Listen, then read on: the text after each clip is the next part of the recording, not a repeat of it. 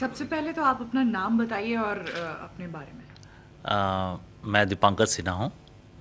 Indian Institute of Foreign trade, जो ministry of commerce के under आते हैं, दिल्ली बेस्ड है, बट कलकत्ता में वो 2006 में उन्होंने कैंपस बनाया, तो मैं कलकत्ता कैंपस में लोकेटेड हूँ।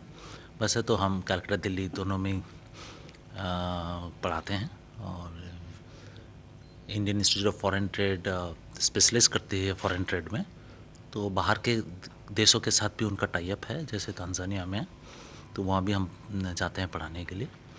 मेरे स्पेशलाइजेशन है normally supply chain and logistics,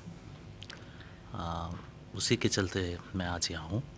इस अवार्ड के बारे में बात करें तो सबसे अच्छी कैटेगरीज आपको कौन सी लगी?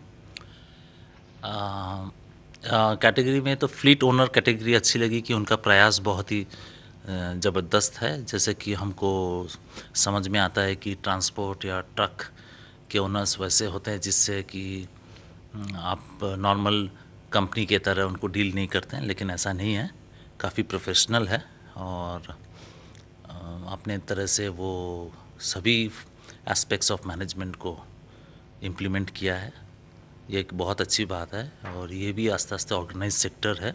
दोनों कंपनी हमने पहली दो जो कंपनी आए थे डिलिब्रेट करने के लिए, वो पब्लिक लिमिटेड कंपनी है, तो उसमें पूरी प्रोफेशनलिज्म ही उसमें है। तो ऐसा नहीं कि जैसे हम सोचते हैं कि ट्रक का बिज़नेस है तो उसको अलग से रखते हैं और कॉर्पोरेट बिज़नेस को अलग से, ऐसा नहीं है, वो भी कॉर्पोरेट के अंदर ही में आता है। यही प्रयास है इस फोरम का, यही इसकी खासियत है। इस the best part of this event.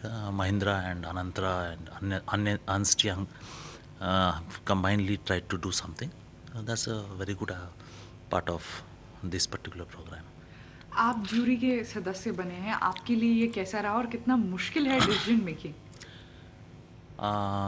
Jury के तहत सभी जो कॉन्टेस्टेंट स्क्रीन किए गए हैं उनका सभी का परफॉर्मेंस बहुत ही अच्छा है, और टू सिलेक्ट द बेस्ट, उनमें से सबसे जो ये है आगे है उनको सिलेक्ट करना थोड़ी मुश्किल बात तो है ही। तो हम बहुत फाइन या ऐसे मुख्य चीज़ों को देखना चाहते हैं कि किस में कोई एक किसी से आगे हुआ है, कोई यूनिक चीज़ है या नहीं। यूनिकनेस सब में कुछ ना कुछ यूनिक है, लेकिन आगे नंबर 1 करने के लिए तो आपको कुछ ऐसा ही निकालना है ताकि वो दे कैन आउटबीट अदर्स।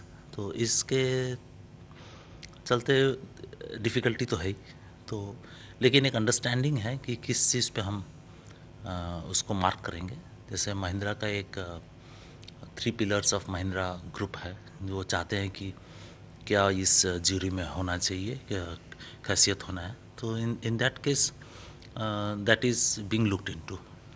और ये बताइए कि दूसरा साल है इस इवेंट का, और कई इम्पोर्टेंट जो कैटेगरीज है वो ऐड ऑन होती जा रही हैं। इस बार लेडी ट्रांसपोर्टर्स की कैटेगरी ऐड की गई है, और क्या कैटेगरीज आपको लगता है कि ऐड की जानी चाहिए? नहीं, और कैसे उनके अवार्ड पास और नहीं, बेहतर हो इनके सकता पास पूरे लिस्ट है, ऐसा नहीं है कि ये जानते नहीं हैं, लेकिन पार्टिसिपेशन एक इशू है, तो वो आस्ते आस्ते पॉपुलराइज किए जा रहे हैं। जैसे उनमें road side dhabas, road side mechanics, then rest rooms, फिर और भी स्टेक होल्डर्स के इनके पास पूरा लिस्ट है कि इनका इकोसिस्टम किन से बनता है।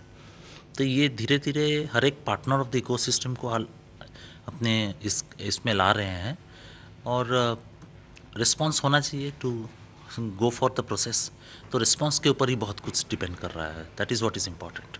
ये एक अनोखा अवार्ड है, और जी न्यूज़ भी इसमें साथ में शामिल है महिंद्रा ओह, नविस्तार के, दैट्स उनसे गुड। क्या हाँ, कहेंगे?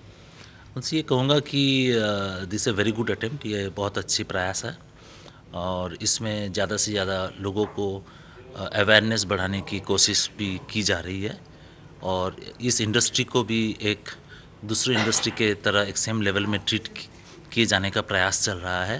एंड इसमें एम्प्लॉयमेंट अपॉर्चुनिटीज़, इन्वेस्टमेंट अपॉर्चुनिटीज़, और कंट्री के जीडीपी एज ए होल भी बढ़ने का बहुत ही अच्छा प्रयास है। सर, धन्यवाद। Thanks, thank you.